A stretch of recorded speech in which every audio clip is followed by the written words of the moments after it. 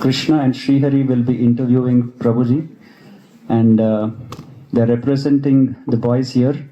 And then in the end, we will also open up the dais for all of you also to ask some questions. So we can begin. Thank you so much. Hare Krishna.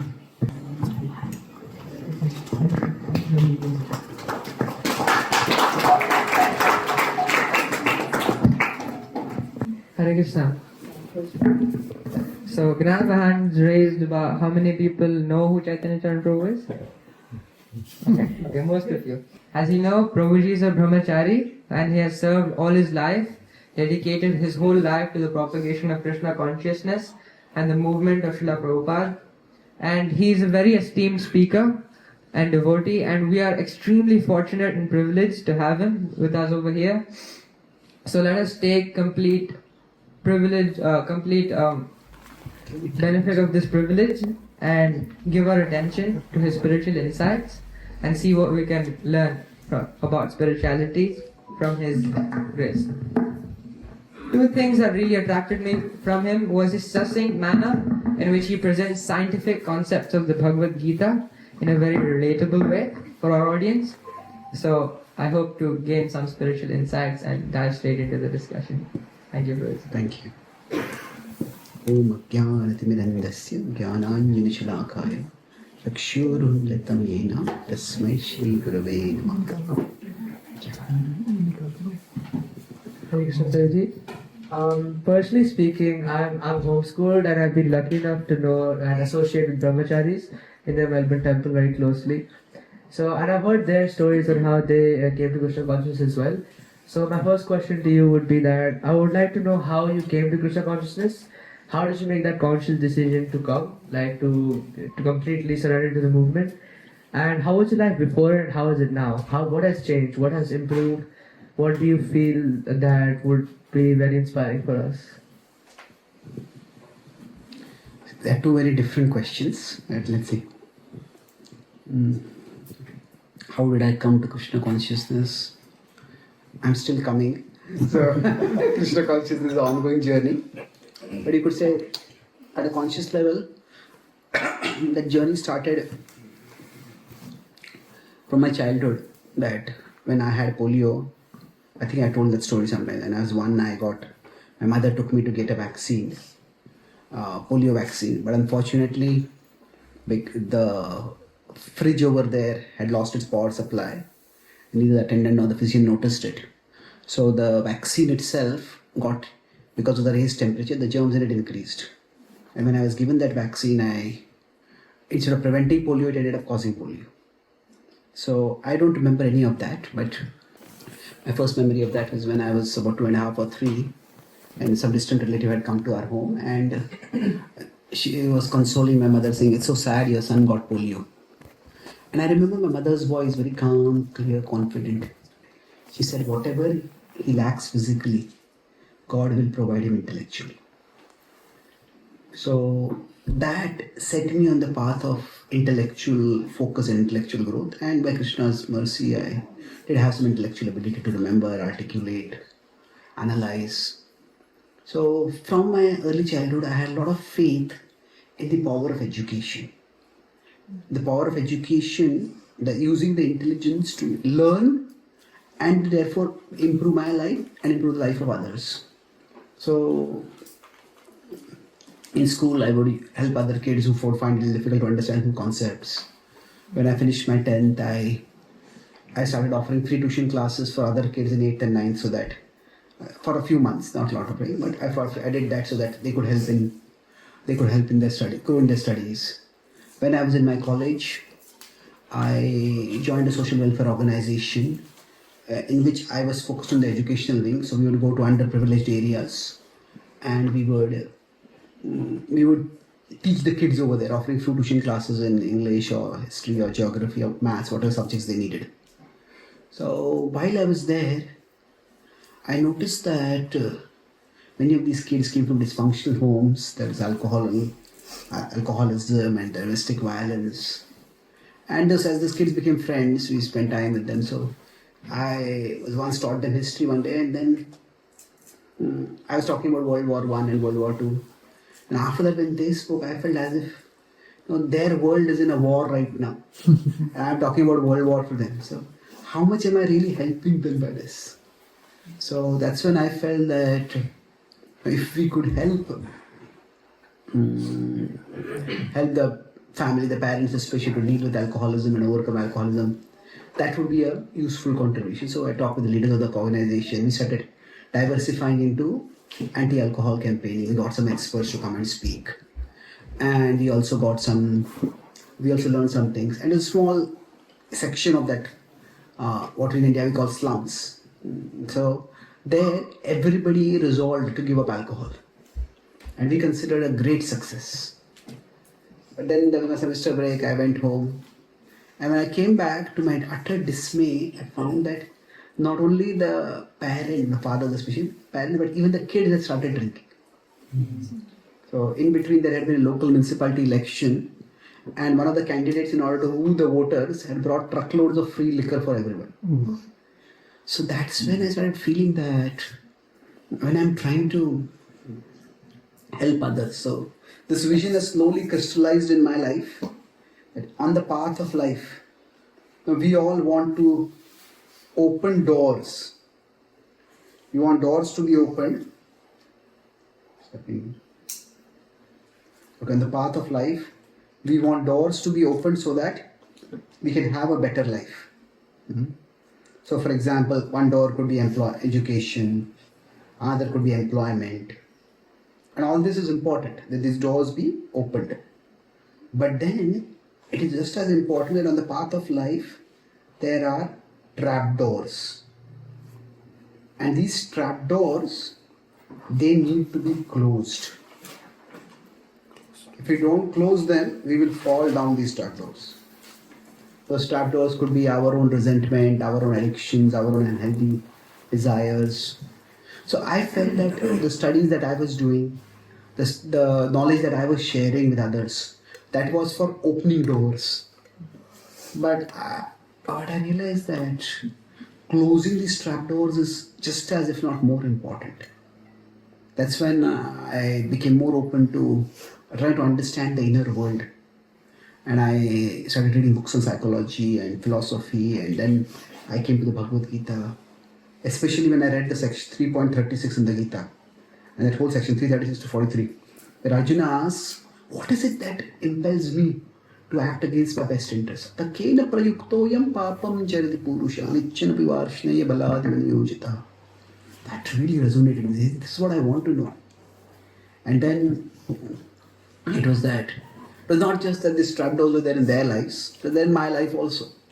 Fortunately, because I had a good upbringing, I didn't have any gross bad habits. But I had a bit of a temper when I was growing up. And having a bad temper is a slight problem. But since my childhood, I had a lot of interest in English, so I had a good vocabulary. So a bad temper and a good vocabulary is a deadly problem. So most people, when they get angry, they just scream and yell and they become incoherent. So people just turn off. You lost the plot. But if somebody is articulate, they can really be sarcastic and cutting. So I was hurting a lot of people. So I felt I also have to close this trapdoor. So when I started studying the Bhagavad Gita, applying the Gita's teachings, trying to remember Krishna, I found out this magical difference. And then I had a close friend who was a student from a very responsible student from a relatively poor home who had come through scholarship to the college. And I met his parents also. His parents were very hardworking and they're farmers. They had worked very hard to get their son to college. And here he was just sliding into alcoholism. He didn't want to, but he just not able to give it up. And he also started chanting Hare Krishna, applying the Bhagavad Gita, and just magically just kicked off that habit. And I felt that there's some real power in this. That's when I started sharing that with others, inviting others to come for programs that were happening in my hostel room. I started leading some small Gita study groups as I learned a little bit more. Then when I graduated, I worked in a company, multinational software company, and then while I was there once, so I was also, evenings I would have some study groups. So one evening when I had that study group which I was supposed to go for, my boss came and told me that we have some urgent work deadline, you need to stay and complete this. So I said, I really need to go for the evening. I will come back I'll come very early tomorrow morning, and before you come to office, the work will be done. He said, no, you have to stay over here. So I stayed on. I was there till midnight. And when I was going back, a friend called me and he said, where are you? So I told him that I'm still just coming out of my work. I'm just about to leave. And he said, you lucky dog. He said, that is just a polite way, you lucky dog. He said that, I would love to be in your place. I said, what do you mean? I'm staying at midnight over here. He said, that our boss has asked you to work to stay overnight. Means that he trusts you. And that if I had been there, I would have jumped at this opportunity. That means he will give me increment, I'll get a raise. So I didn't feel at all happy about staying on. That's when it struck me that if I am not doing the software coding, there are probably 100 other or 1,000 other people who will do it more eagerly and maybe do it more expertly than me. But if I am not teaching the Bhagavad Gita, how many people are there to do that? So that study group I had to cancel because I tried to find some other speaker to do the study group, but nobody was available at that time. Then I felt that this is where actually I can contribute much more. So that's when I had already been thinking about it, but that moment was like a moment of like a dramatic and deep conviction that this is what I want to do. And that's what I have been trying to do for the last, that was 1998, toward the end of it.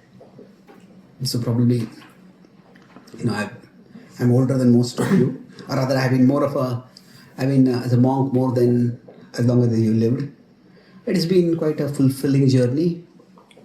I'm still learning how to help others learn, and traveling abroad has been quite a illuminating experience to understand how different people in different cultures live. But it has deepened my conviction about the universal value of spiritual knowledge. It needs to be presented appropriately, it needs to be adapted according to time, place, candidate, but it is very powerful in helping everyone. So that's what I try to do. I never really felt that I joined ISKCON. I don't internally identify myself also as an ISKCON devotee or ISKCON preacher. For me, I was inspired by the teachings of the Bhagavad Gita, and I see myself as a student and a teacher of the Bhagavad Gita. So it is that in ISKCON I get the opportunity to learn it and to share it with others. So I think the institution never occupied a lot of mental space for me. It was the teachings that attracted me, and that's what attracts me even now. Thank you, Prabhuji. And now, true to your word, we see that now you're an erudite monk and one of excellent caliber, and you are expediting Srila Prabhupada's message as per the Bhagavad Gita around the globe in such a bespoke fashion. But all of us know, as part of being embodied in this material world, no matter how great or influential we are on the externals, there's always a small internal self which silently, in cases of some people, silently bears those pains and tribulations and that confusion and those confusions that arise. Just from your point of view, when you at the early stages joined the Brahmachari ashram, when you just joined, you were alone, you didn't know many people. Because for me personally, I'm attracted by the adventurous way of the Brahmachari life, but I do realize that it requires a lot of determination, a lot of self-confidence and grit to walk that path. But while you are walking that path independently, how do you sort of subside or overcome that inner confusion? Yeah. So again, Krishna attracts us in different ways. So in my head, I don't think of myself as a brahmachari. I think of myself more as a Gita student and a Gita teacher. And Brahmachari ashram happens to be the place where I can do it well. So I think that in our tradition there is this concept of artha and paramartha. Artha is the means and Paramartha is the ends. So means is the tool you use. Ends is the goals we pursue. So Artha can be money, for example. Paramartha is Krishna. Artha can be knowledge for us. We use the knowledge to reach Krishna and to help others reach Krishna. So even the ashram is a means. The ashram is not the end.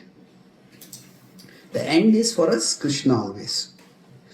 So I think that rather than focusing too much on which ashram one chooses, the focus should be in how can I connect with Krishna.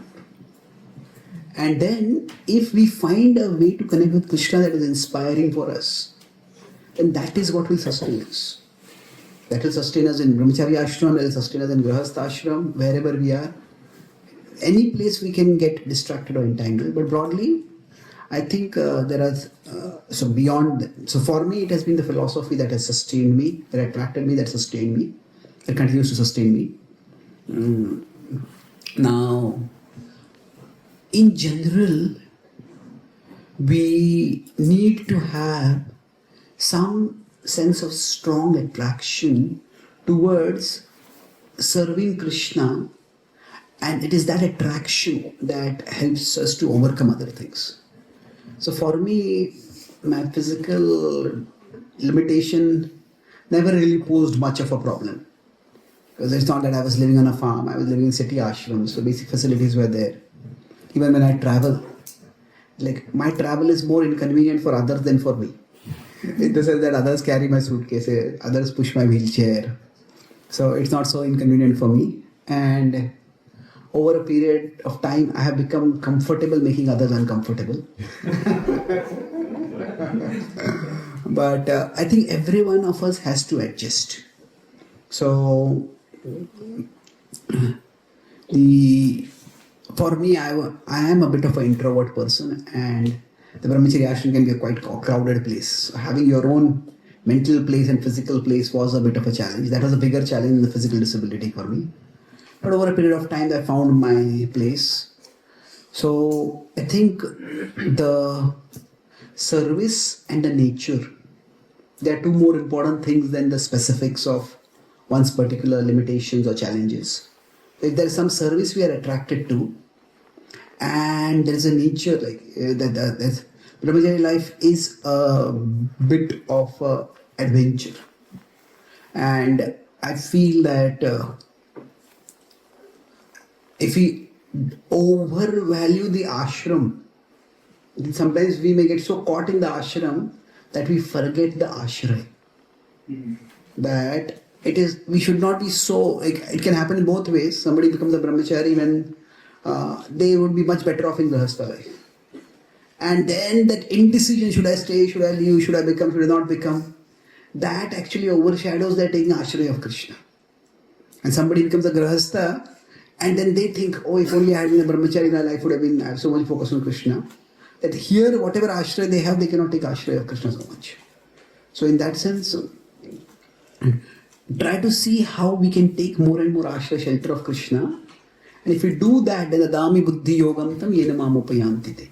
Krishna gives us the intelligence, how best we can serve him. So the attraction to Krishna consciousness needs to be much more important than the attraction to the Brahmacharya ashram. But overall, that's, I said, that sense of adventure and sense of strong purpose, that is important. Without that, it is difficult.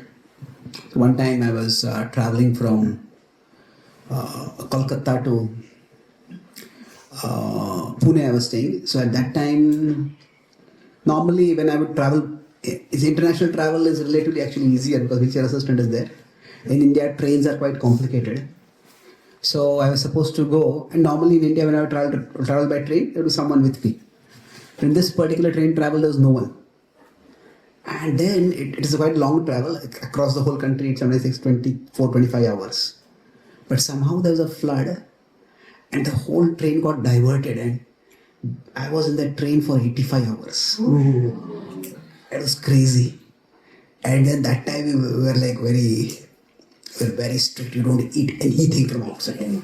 And I had travel prasad I had for one day. So that's where I discovered the power of groundnuts. I survived 3 days on groundnuts. But it was, so that was the time when I think we didn't even have mobile phones so much. So you couldn't even contact anyone. So if the train would go to a station, at the station you get out and you call someone or ask somebody for a cell phone. So that was one of that time it seemed like a misadventure. And now it was like an adventure. So I think I managed to read almost, I think I was on the 6th canto at that time. I managed to read the whole 6th canto in those 72 hours. So 72 plus hours or 80 plus hours it was. So it was a good experience of taking shelter of Krishna there. Thank you for your very deep answer, Guruji. You mentioned that you describe yourself as a Gita student or a Gita teacher. I just wanted to know, why did you choose this to be your service to the Lord?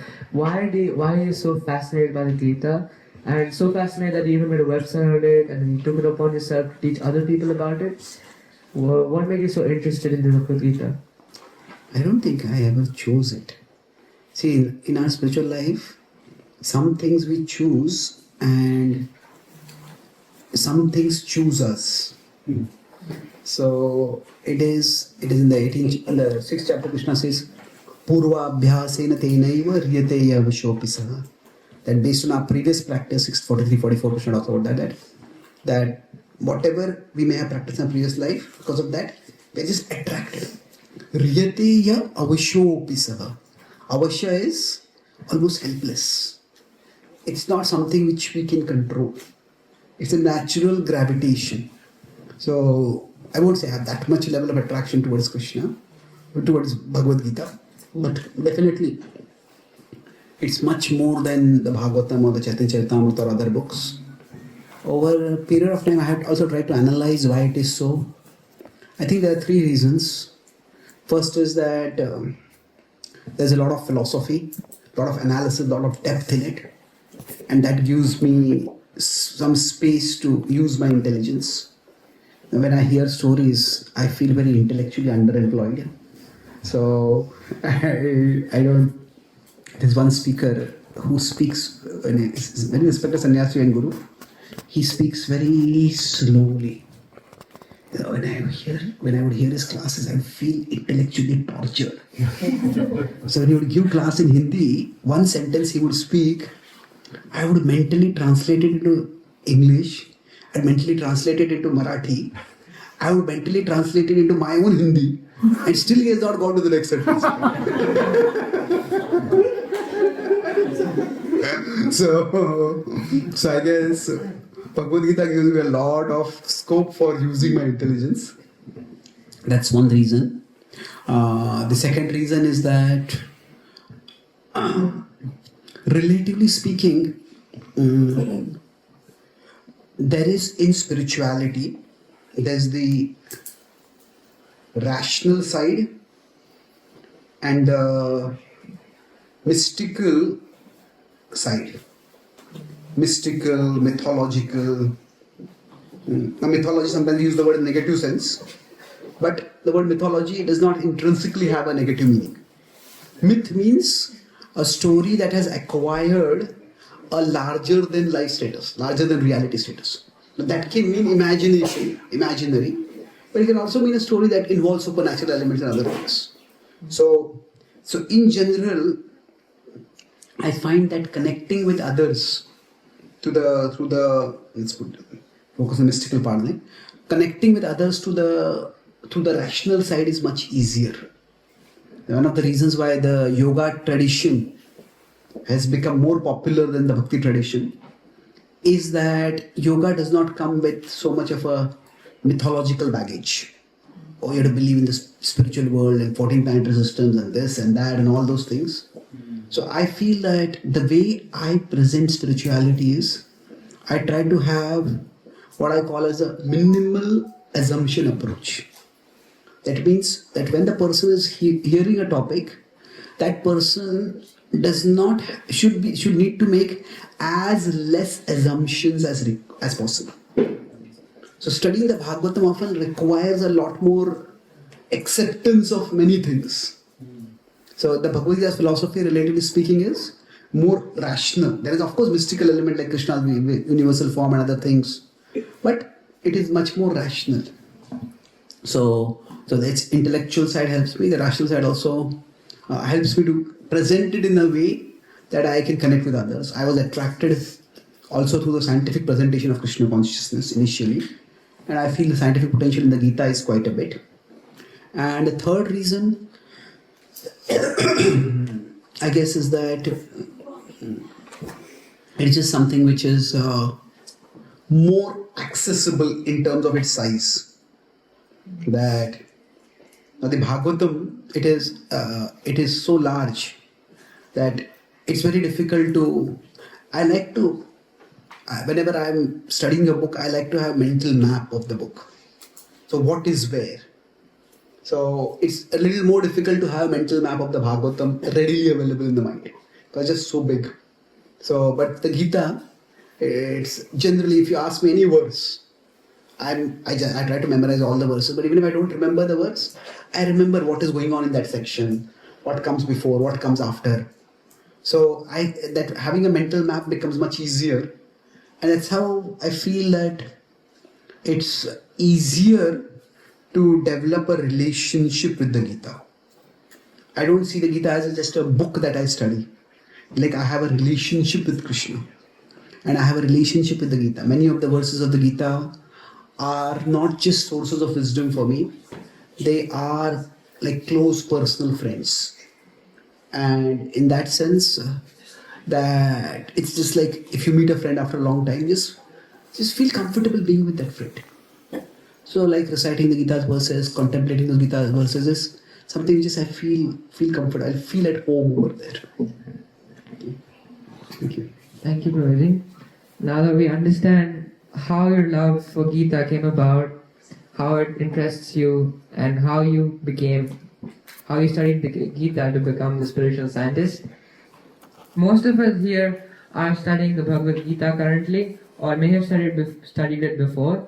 Some of us also meet every day at 6:30 to study it every day for I think the past couple of years.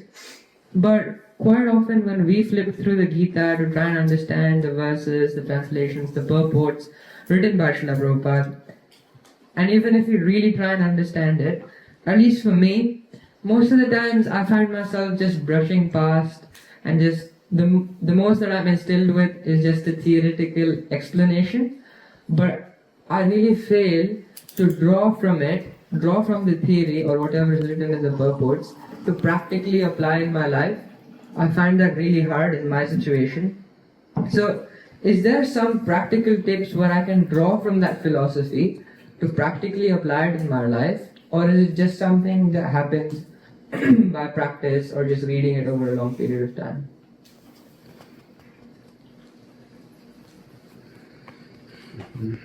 I find a particular approach helpful. This might be a little conceptual, but let me see if I can. This is in linguistics or in literary theory, this is called the ladder of abstraction. So ladder of abstraction is that at the bottom of the ladder there is specifics. So for example, Krishna told Arjuna, fight the war. So at the top of the ladder is universals. Again, bottom of the ladder is specifics. So generally, if any message is to be conveyed effectively, you need to keep going up and down this ladder. So for example, if we hear,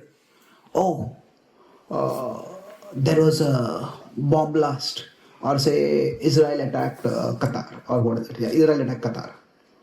Okay. They this many vehicles, this many airplanes they took and they bombed into this place. Okay, that's a specific.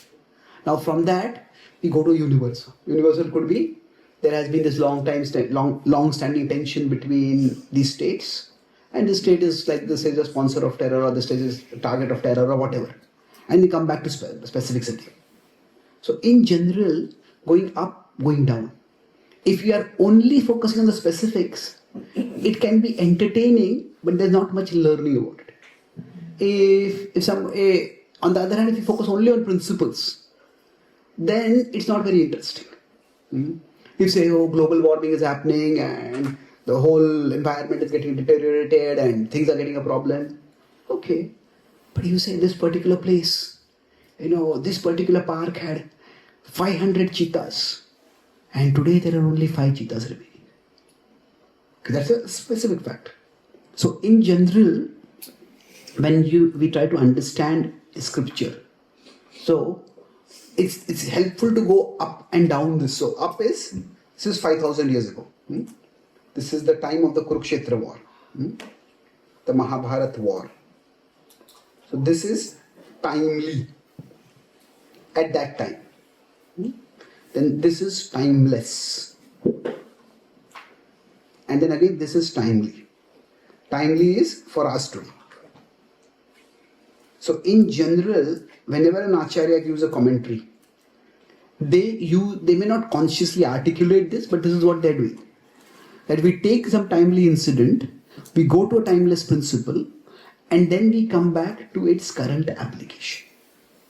So in general, so what it means in its original context, what is the universal application, what is the universal meaning of that, and what is the current application. So these three things, if we learn to understand, so for example, Krishna tells Arjuna fight. So what does fight mean? There's a war over there. We understand it in the original context. So it's like sometimes you say, cut through the crap or cut through all the nonsense, come to the essence. So see here, this C is it's like acronym I use for this cut. Again, this might seem a little complicated and I think some of you will get bored. But I'll illustrate some of this. Context is, what does it mean its original way? Then the universal. And then there is the timely takeaway for me right now. So CUT, we cut through all the distractions and we focus on the essence. So now, like Prabhupada may describe the context of the war. Who are the Kauravas, who are the Pandavas, who is Dhritarashtra. But the universal principle is what? It's not fight the war. The universal principle is do the will of the Lord. The universal principle is that we have to harmonize with Krishna's will. Then the timely application, the takeaway for us could be, for us doing Krishna's will, maybe distributing books, maybe sharing the Gita's message, maybe chanting Hare Krishna. So for example, there's a place where Prahlad Maharaj in the Bhagavatam says that the ears are attracted by tempting sounds. And Prabhupada says the ears are attracted by radio songs. Now there's no radio at Prahlad's time. Now you're going to apply it today. We could say the ears are attracted by YouTube music or Spotify music or songs or whatever. So there is the principle of distraction is universal. Now what might have been the musical distraction at the Prahlad's time would be different. What is the distraction at our times could be different. So now we need to be able to consciously or subconsciously see this. Okay, what is spoken over here? What is the universal principle over here? And then how does it apply for us today? So, for example, now in the 18th chapter, Krishna talks about the determination in the mode of ignorance. How a person becomes obstinate, constantly laments, or does daydreaming. So that 18.35, that verse is what I mostly connect with today with addiction or self-sabotage. So now this word self-sabotage or addiction specifically may not be there in the Bhagavad Gita. Or nowadays people have this problem of, a lot of people have, young people especially, have self-loathing or self-hatred. I'm a terrible person. Now that particular term may not come in the Bhagavad Gita. But that concept, Aya Swapnam Bhayam Shokam Vishadam Madavevacham Navimunchati Durmedha Utisa Parthatamasi. So beating oneself up, oh, things are so terrible, life is so terrible, I am so terrible. So now that is what Krishna is talking about over there. So in that sense, how do we connect the current challenges with what the Bhagavad Gita's teachings are? So I think this cutting through all the noise. Look at the context, look at the universal, look at the takeaway for us today. That's how. That's the approach I take. Thank you, Prabhuji, for explaining the approach that we must have while studying Bhagavad Gita. Not Now- must have, that we can use. Not that we must have. Absolutely, Prabhuji. Prabhuji, now that you talked about the method to approach Bhagavad Gita, a possible method to study it and analyze it and understand and draw from it practically in our lives, we both just had a few ideas that not only us but like the greater society of teenagers or children have while growing up within their circles. And rather a popular concern, I must say nowadays, that children of our age, especially devotees, who are born and brought up devotees, are so uniquely different from the rest of the masses, possibly just simply due to their superior consciousness, their upbringing, and the circumstances they are put in. But quite often, there are aspects such as bullying or peer pressure that compel us to provoke our minds to do something that is against our principles. Let's say, for example, smoking or drinking. That even though if we're devotees, we're not supposed to do it. It is something that is a force, that is kind of like a coercion on us. So I just would like to ask you if there's anything we can draw from the Bhagavad Gita, what the Bhagavad Gita teaches, to prevent people, whether it be friends, family, teachers, outsiders, people we meet, for us to kind of stop these people from into coaxing us, where it kind of crosses the limits and it's a force. It's not even a temptation, but it's a force when we personally don't desire to do it, but we're compelled to. Yeah, it's a lot of people, they may, for example, they're drinkers, they are like social drinkers. Social drinkers means just to belong to a particular social group, I drink over there. So, of course, social drinker from there they can glide down to addictive drinkers also, compulsive drinkers. But sometimes, yes, it happens that to belong to a particular group, we want to do certain things. So, self-worth, if we see from the Gita's perspective, there are two different aspects to it. There is intrinsic self-worth and there is extrinsic and intrinsic self-worth. So, to some extent, some intrinsic self-worth comes by our spiritual growth, by our relationship with Krishna. Say, I am here and there are people around me. I look at myself through people's eyes. That is the social mirror. And we'll always need the social mirror that will be there. But you could say, we can look at ourselves the way Krishna looks at us. That is the spiritual mirror. So, as devotees, if we understand the philosophy, we understand that we have a personal relationship with Krishna. Each one of us is a precious and beloved part of Krishna. Mamayamsho jiva loke, jiva bhutaha sanatana. Sanatana means, Krishna says, you will always be my part. It is not that you have to earn my love and become your part.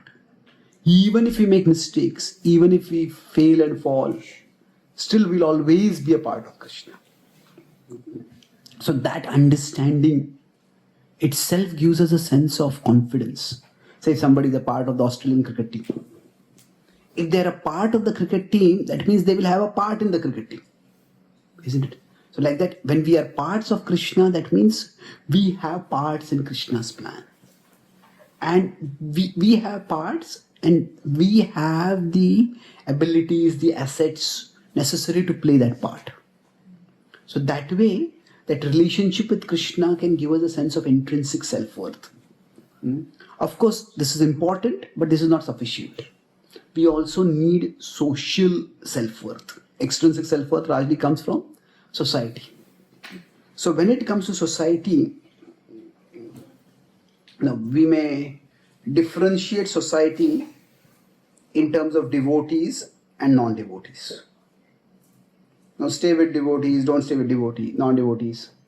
And that is possible to some extent, but it is not always possible. We may be homeschooled and we are surrounded by devotees, but if you go to college, We may be in a college where there are hardly any devotees there. So it will be like that. That's why it's more helpful to differentiate in terms of sattva, rajas and tamas. So we need a sense of belonging. And when we go to college also, see, if we just have this difference, devotees and non-devotees, then what may happen is most people are non-devotees, we think. Now sattva, rajas, tamas is based more on our lifestyle and our behavior. And now we maybe have very dismissive attitude when somebody eats meat that they are tamasic. It's not that simple. That particular behavior might be tamasic. That particular habit, that particular dietary pattern might be tamasic. But otherwise, they might be very neat and tidy. They might be polite and kind. They might be hardworking. They might be thoughtful.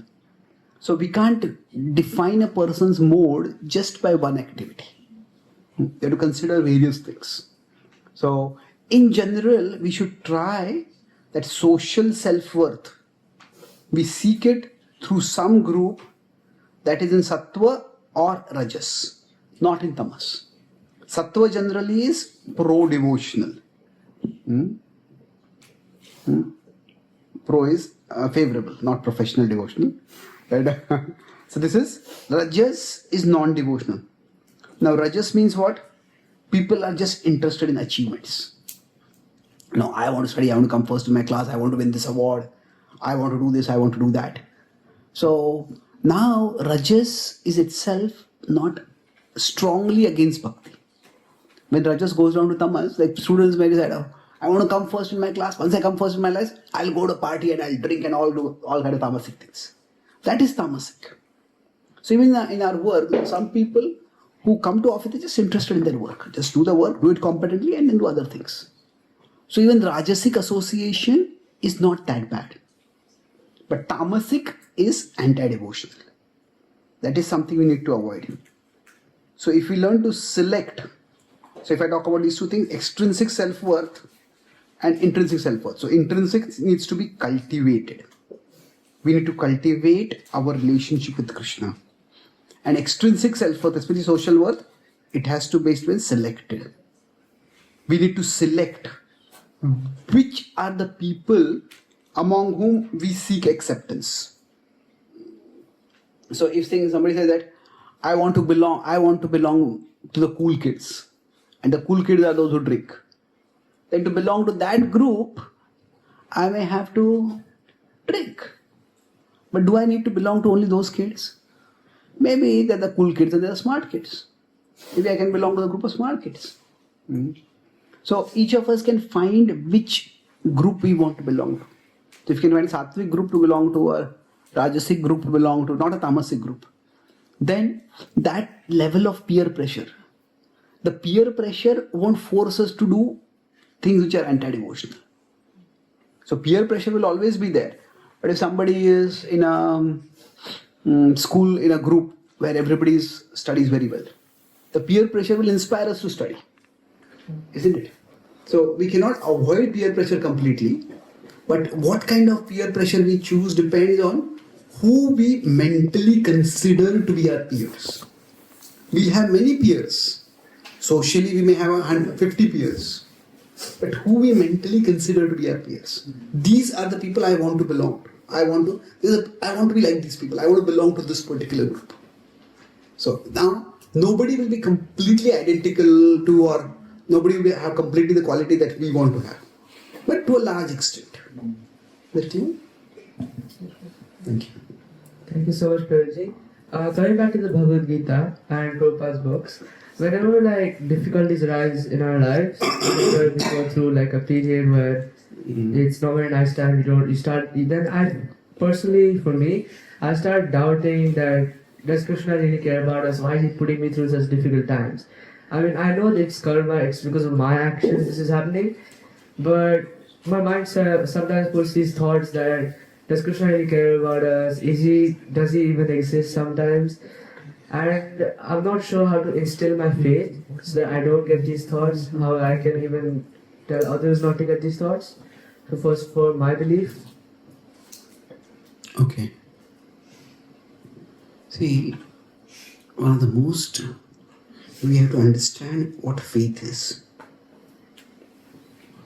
That faith, one way we look at it is, faith is certainty. That means, this is right, this is wrong. That is one vision of faith. And that's important. But faith is a sign of devotion. If we have bhakti, we have faith. But another direction is devotion goes is humility.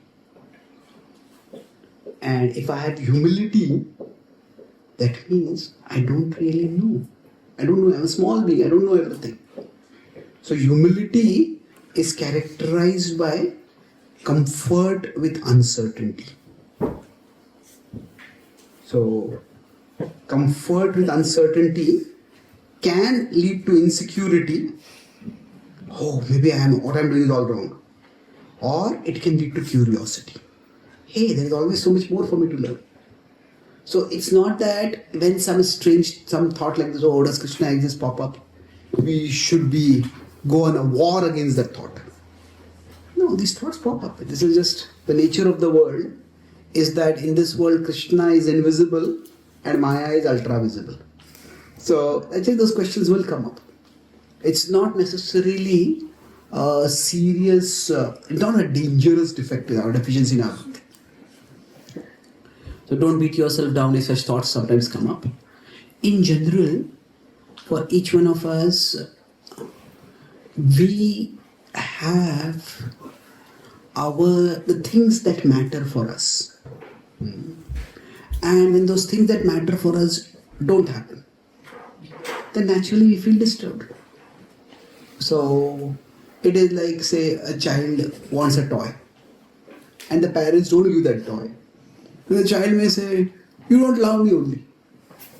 Now, does that mean that the parents don't love the child? No, the child should be able to see that my parents' love is seen in so many other things that they are providing for. But at that particular time, when the toy is not given, the child will feel agitated. The child will feel maybe empty or whatever. That's an understandable emotion. That's why the philosophical truth does not completely eliminate or overshadow the psychological experience. There's something important for me, and if it doesn't work out, then it's natural that we will feel upset, we'll feel irritated. So there is one thing to feel irritated. But the other thing is there is emotion that may come into us, but that emotion should not change our intention. Krishna, you are my Lord and I'll always serve you. But the emotion comes in from outside, based on how things happen to us. The intention is what we do. When Krishna says, like the rivers flow into the ocean, but the ocean never overflows. So like that, different kinds of emotions may come into us. When Draupadi is dishonored and then they go into the forest and Krishna comes to meet them. So Draupadi asks Krishna, where were you? I needed you. I'm your friend, I'm your relative, I'm your devotee. I called for you, I needed you. Where were you? So Krishna doesn't become angry and ask, how dare you question my perfect plan? No. Krishna is understanding. So that's why I don't worry too much about these things.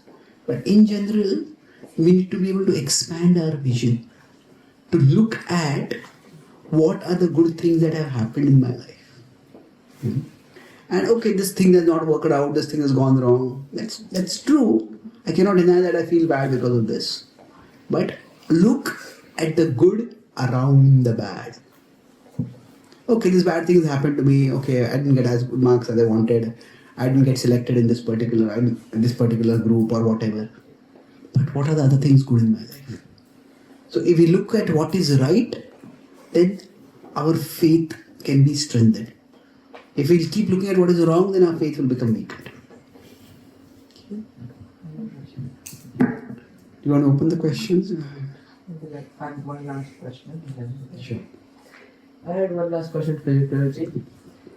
On the topic of faith, I read a Back to Godhead article about an accident that you endured in the temple, and quote God, your own college mate, he asked you, do you still believe in God when he did it, or couldn't protect you in his own temple? Could you please narrate this incident and how you held your faith strong, even through adversities and questioning, and endured through that pain with the help of Bhagavad Gita? Thank you for mentioning that incident. So 2011, and I was in Guru Temple, the morning program. I was just chanting, and there was a small place where we had like a water container with some water in it, so the devotees could drink in the morning program. So somehow some water had spilled over there, and I was chanting. I didn't notice where I was going, and my leg went there and my leg slipped. And then at that time I used to wear a caliper. So normally when we slip, what happens is the body has a natural defense mechanism to minimize the impact of the fall. But because that time I used to wear caliper in my leg. In the caliper, the leg doesn't bend. You have to mechanically bend it. So when I fell, I fell like this. So this leg, just the other leg bent, but this leg didn't bend. And when I fell, it was quite a severe fracture in the thigh. I didn't realize it at that time. So I was chanting. I felt like screaming. I never felt such pain. And to avoid screaming, I tried to chant. But I just couldn't. Chanting I couldn't get absorbed in the holy name. So then I started reciting the Bhagavad Gita verses. And it felt as if the pain just seemed to disappear, or at least minimize substantially. And then I thought, okay, it's just a minor injury. I stopped chanting immediately. The pain just came back. So then they had a devotee doctor. He just did some tests. He said, better you go and do a checkup. So we went to nearby X-ray center, and they said that this is a quite a serious fracture. So all along I was just reciting Bhagavad Gita verses, and then finally we decided to go to Bhaktivedanta hospital, which is almost 1.5 hours away. So when we reached, throughout I was chanting the Gita's verses. When they came there, they took us to the emergency, and when he saw the X-ray, the attending physician, he said, "Whose X-ray is this?" I said, "This is mine." He said, he was surprised. He said, if this kind of fractures you have had it, you would be screaming in pain. So I just didn't say anything. I just kept reciting Gita verses. And then for me, that was it was painful experience, but it was also an illuminating experience. That when Krishna says, Macchittaha sarva durgani mat prasadat tarishyasi. If you become conscious of me, you will rise over all problems. You will rise over all obstacles by my grace. So that was something which I experienced at that time.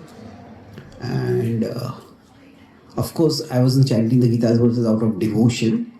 I was chanting out of necessity. So just to avoid the pain. But probably from there, one day I'll come to the level of chanting those verses with devotion. But it did help quite a bit. So, see, what the Bhagavad Gita does is, so this friend who had written asked me, so I wrote an article to respond to this. So it said that we can see God's protection in two ways. In release from pain or removal of pain. When there is some pain and that is removed in my life, or that is, I'm released from it. Or we can see God's intervention in our life in relief amidst the pain. The pain is there, but then somehow, as we become absorbed in Krishna, we've experienced relief. So I've had a few experiences like that, but that was probably the most impactful experience. And that's helped me to strengthen my relationship with the Bhagavad Gita also. I think it was after that incident, this happened I think in June 2011. Then from November 2011, I started writing Gita daily, where every day I've been writing an article on the Bhagavad Gita.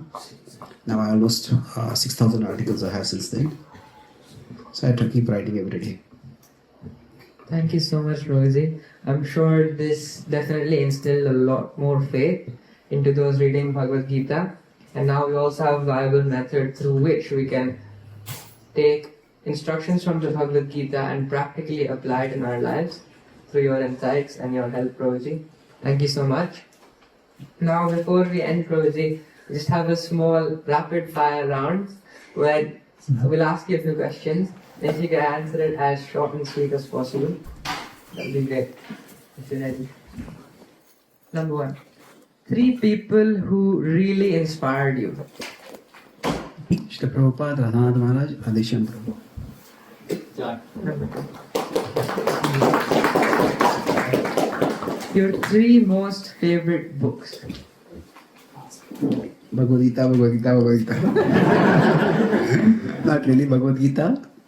Bhagavatam and Ishopanishad. 1 verse from the Bhagavad Gita that impacted you the most. Different verses at different times. Right now it is, for me, 3.26. Na buddhi bhedam janayed ajnanam karma sangina joshayed sarva karmani vigyan yukta samachara. Krishna is saying, don't disturb the minds of others. Engage and elevate them according to where they are. So many times as devotees we preach in such a way that we disturb other people too much. But Krishna is saying, gently elevate them. So, but it's different verses at different times. 1 daily habit that you can't do without. I'm trying to write something or speak something on the Bhagavad Gita. Either write an article, write a prayer. I try to have a question answer, try to make a conceptographic image. So, if there are two defining forces for me in my bhakti are creativity and curiosity. So I have to do something creative and I have to learn something. It's not so much about how many hours I read or how many hours I write or how much I chant. But creativity and curiosity is what drives my bhakti. The happiest moment in your life. I was once in Radha Damodar temple, and the Radha Damodar temple is where Prabhupada stayed before he went to America. So I was there and I spent almost like 1 full day in it chanting. I chanted 64 rounds and then I sang Markini Bhagavad Dharma. All the poetic compositions that Prabhupada's Markini Bhagavad Dharma, that composition, where the song that Prabhupada composed, that's my favorite. So I think that was probably the most spiritually enriching moment for me. The best advice you ever received.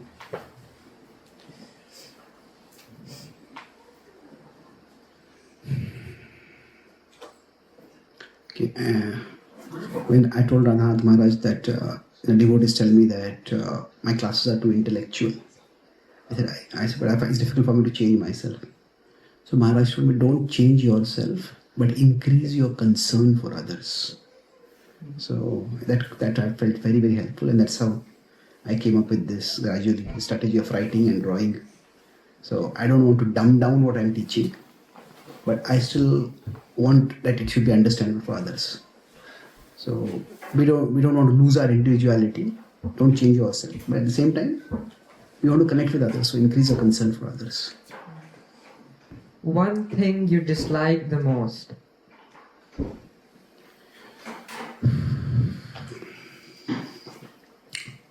Arrogance pretending to be spiritual seriousness. I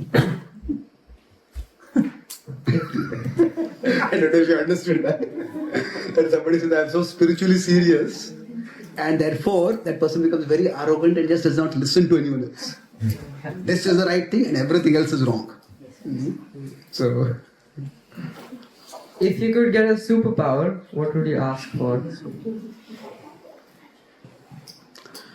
to inspire others to also find joy in the Bhagavad Gita.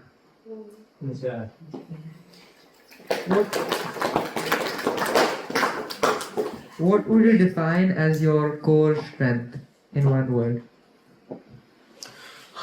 Worshipping Krishna with words. So just like for a pujari, flowers, they select the most beautiful flowers and arrange the flowers in the most beautiful way that they can make garlands for Krishna. For me, like, words are my flowers. So I'm always searching for words and searching for ways to combine words. any one word or adjective that you can encapsulate spirituality. Curiosity. If you're just open and curious, sooner or later we'll come to the point that there has to be something more to life. That whatever we search for meaning, see in science, if it leads you to atheism, what it means is that there are these patches of meaning. Oh, this works according to this law, this works according to this law. There are these patches of meaning like small islands, but it's all in an ocean of meaninglessness. That doesn't make any sense. If nature works according to laws, there is some sense in nature. There must be some bigger sense also. And the curiosity, Brahma Jigyasa, but just Jigyasa. If we have Jigyasa, we will come to Brahma Jigyasa. In your opinion, one hope you hold for the future?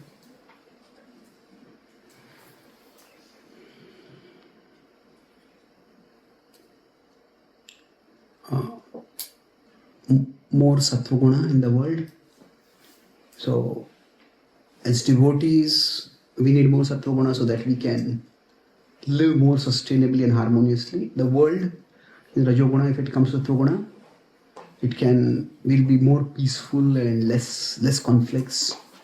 So, I think for the whole world to become Krishna conscious is unrealistic. Some significant number of people will come, but even if more sattva guna comes, that will make a big difference. Last and final one. One final message for all of us over here.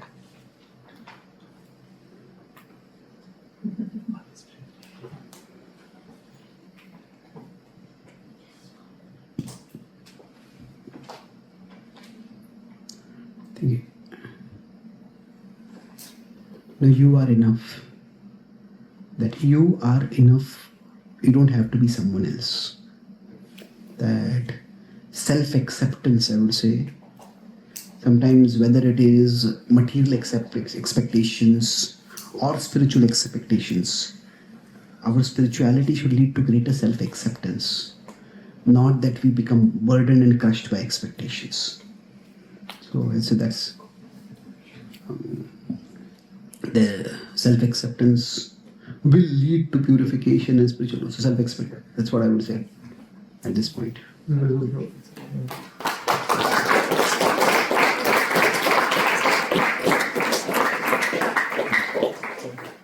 I believe some of you have questions today for Chaitanya Charan Prabhu. Would you like to raise your hand? Before you go, can I ask something? Rohit, can you please share that, just this one, can you please share that incident where, once you told somebody was going to do suicide and he came to you? I think that would be quite inspiring, if you allow. Okay. I don't think there are two different incidents. Which one are you talking about? Whichever you want to share. Both. No, both. No. Which one? Do you have something specific? Where did you hear that? I mean, I'm just trying to... Once you told many years ago at Chaitanya Prabhu's house, so maybe 7 years ago, 5, 6 years. That was in that American University? Yes, American. Okay. There are two different incidents. Recently, there's maybe a couple of years ago, one devotee sent me a message. Please accept my final obeisances.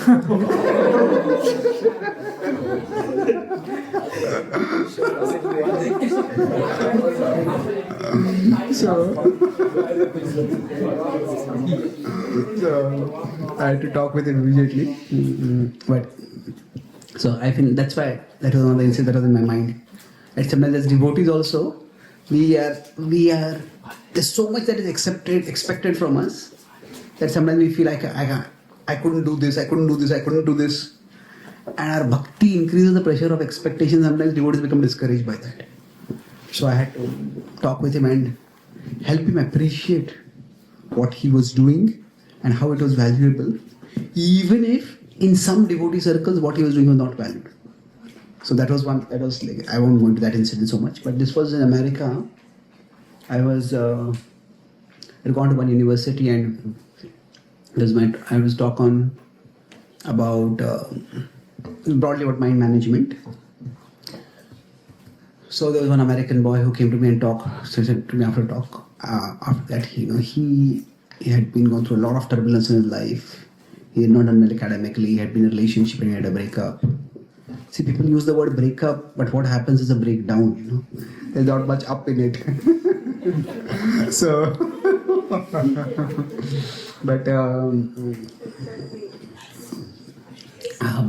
Anyway, so he had been having suicidal thoughts, and then he was just wandering around in the campus, and he saw a poster of my program. Something within him felt that he should go for that program. So he came, and I was explaining how there is something inside us which is not us. That is our mind and the impressions in our mind. So he got that point, and he said, this has helped me to recognize it's not that I want to end my life. There is something inside me that is not me. So he started connecting with the devotees, and he started practicing. And then after 1 year, when I went over there again, he came and met me again, and he said that he had started facing a similar situation, similar problem he had, and this time also he felt very frustrated, very dejected. But he was into music, so he had connected with the devotees, he had learned kirtan, he had developed a taste for kirtan. So he went to when he had this double, like both academic as well as a relational setback, he went into his room, he just closed the room, pulled the drapes, closed the windows, closed the door, shut off all the lights, and he was into, I think, a guitar, so he just picked up his guitar and started singing Hare Krishna. And he said, I was singing for almost 4 hours, just calling out the holy names all alone in the dark. And he said, I felt as if there was something sublime was holding me up, was embracing me, cherishing me. He said, I never felt closer to God than I have in that time. So I think sometimes in the darkest of moments, if we take shelter of Krishna, those darkest of moments can actually become the deepest of moments for us. Okay. Thank you. Thank you.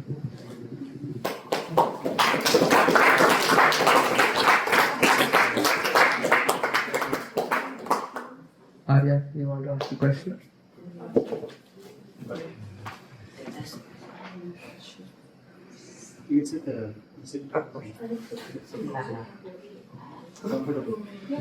Hare Krishna Prabhuji, Pranam. Prabhuji, I have a question for you. Why is it sometimes suggested that God allows us to struggle with problems rather than removing them immediately? You're given the example of the polio attack. So why does God allow us to struggle? So that we can grow up. Krishna, one of the natures of this world is yattad agre vishamyo pariname amrutopamo. That which tastes like poison in the beginning will taste like nectar in the end. I was in Florida in a farm, and we were going for a walk, and devotees walk, and then there was this. Let me see. As you can see, my drawing is great. Okay, this looks like a tortoise, but assume it is a bird. So, whatever it looks like. But, so anyway, so we were walking along, and there's an egg on the ground, and the egg was moving, and we were watching. This devotee is a farmer. So, this egg was, clearly the bird in the egg was trying to come out. It was struggling, and it got one of its legs out, and then the shell snapped back. And you could feel it wincing. The shell was piercing, and little blood was coming out. Then again it pressed. It got a wing out. So I was watching, and I asked this devotee, can we not help it? Can we not break the shell? It will be easier for it to come out. He said, if you break the shell, it will die. This is why? Because it is in pushing itself to break the shell that its body becomes stronger. And then after that, when it comes out, its wings are strong enough for it to fly. But it's not gone through that struggle, then its wings are not strong enough. So then any predator can catch it and just eat it as a prey. So for us, many times, when we are in a trouble, we are only thinking about, why is this trouble not going away? See, for the bird at that time, the only thing is, I want to get out of the shell. But for nature and for Krishna, it's not just you have to get out of the shell, but you have to fly in the sky. So, sometimes we have only a small vision, this is a problem and it has to be removed. But Krishna has a bigger vision and a bigger plan for us. Through the struggle in overcoming the problem, Krishna is actually preparing us for something bigger. So that's why sometimes the problems may not go away immediately. That doesn't mean Krishna doesn't care. It just means that Krishna's vision is bigger than our vision. Thank you, Prabhuji. Hare Krishna Prabhuji, Dhanavad Pranam.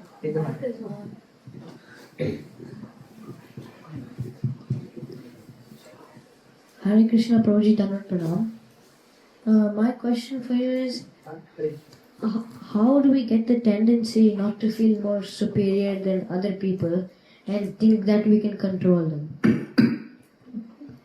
Look at people who are superior to you.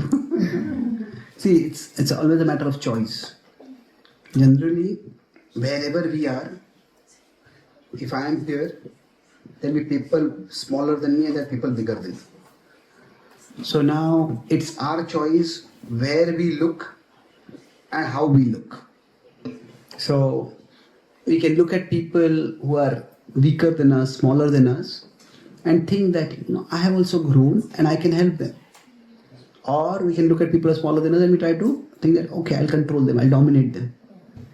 But then it is that what we do to others will be done to us ultimately. That's karma.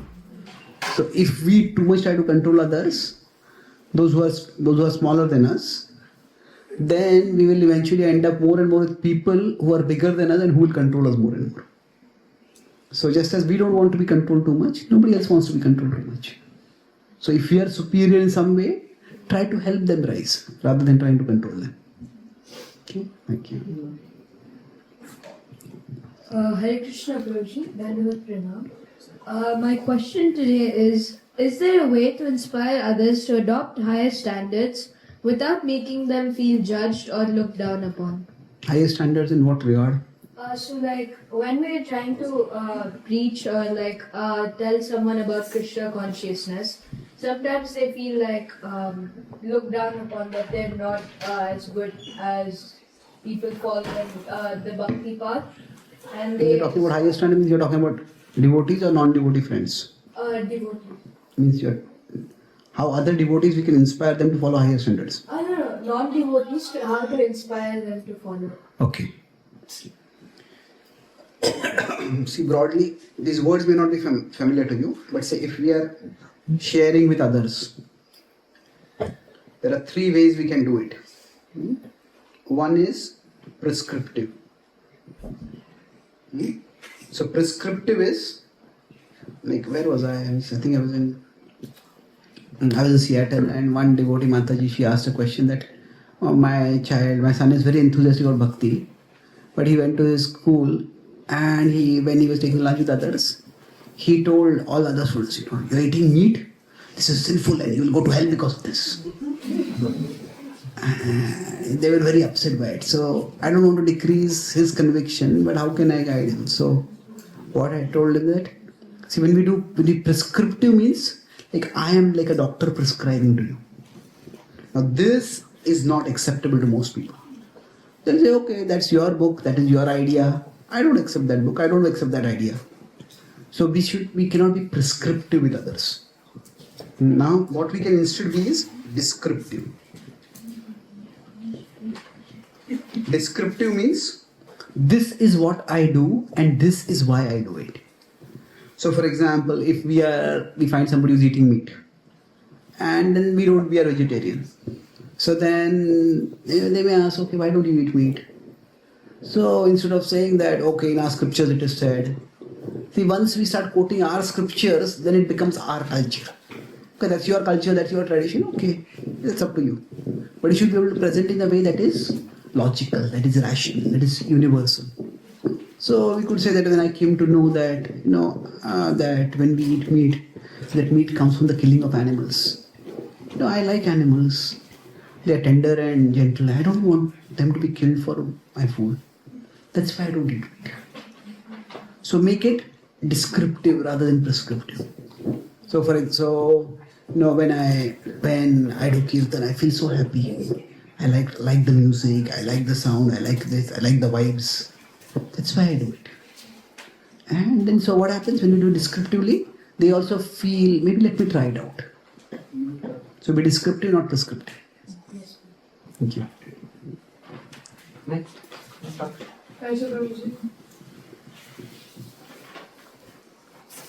Hare Krishna Prabhuji.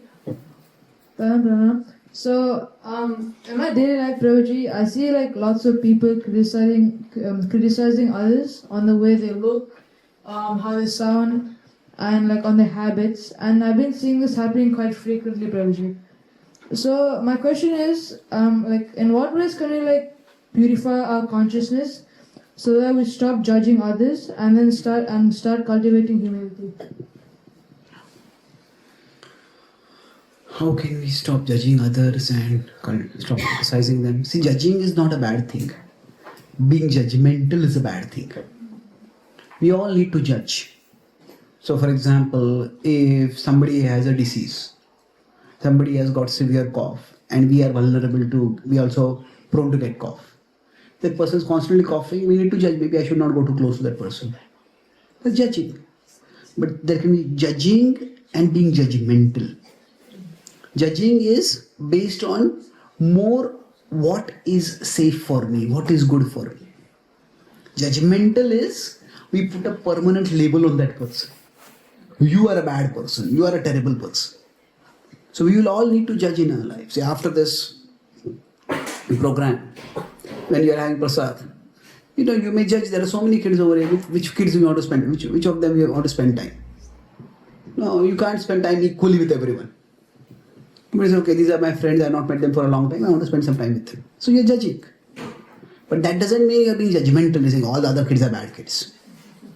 So it's that judging is more based on situation.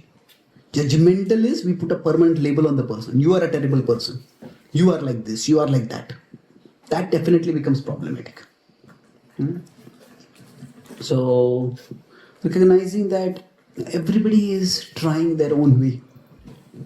And some people have the capacity to do things, some people don't have the capacity to do things. Some people will develop the capacity. See, their internal ability to do things is also somewhat like a physical ability. Like somebody very strong can lift a huge weight. Somebody who is not that strong may not be able to lift that bigger weight. Now, if you tell them, you're such a terrible person, you can't lift this weight. No, they just don't have the ability. But maybe if they keep exercising, they keep growing, they will lift that weight. So what we do is, okay, this is where you are. From here you can take one step up. From here you can take one step and you can keep growing like that. Okay? Okay, last.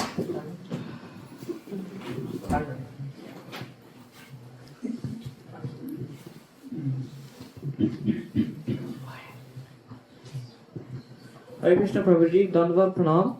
My question for you is that people around us, especially at this time in our life, are constantly being judgmental about us. Our friends, our peers, our teachers, our parents are constantly judging us on who we are, what we do with our life. So then, how do we not be judgmental about others around us ourselves? I think it's a very similar question. That when people are going to judge us, we can't avoid that. So, like earlier I said, whose judgment matters for us the most? Like we will not be. It will never happen that everybody will like us. If we try to get everyone to like us, we will end up disliking ourselves. Is it? Like, I am like this with this person, I am like this with that person, I am like this with that person. Who am I? Like, I will be lost completely. So we can't ever become like I'll be liked by everyone. So some people will judge us and we can't do much about it. But we have to decide which people are important for us and try to make sure that we are pleasing them. And if they are giving us some judgment and correction, we try to improve. And that way, we'll be able to move on in our life. Okay? Thank you very much. Shri Prabhupada ki jai, Shri Krishna Bhagwan ki jai, Jai Gaur Premanand.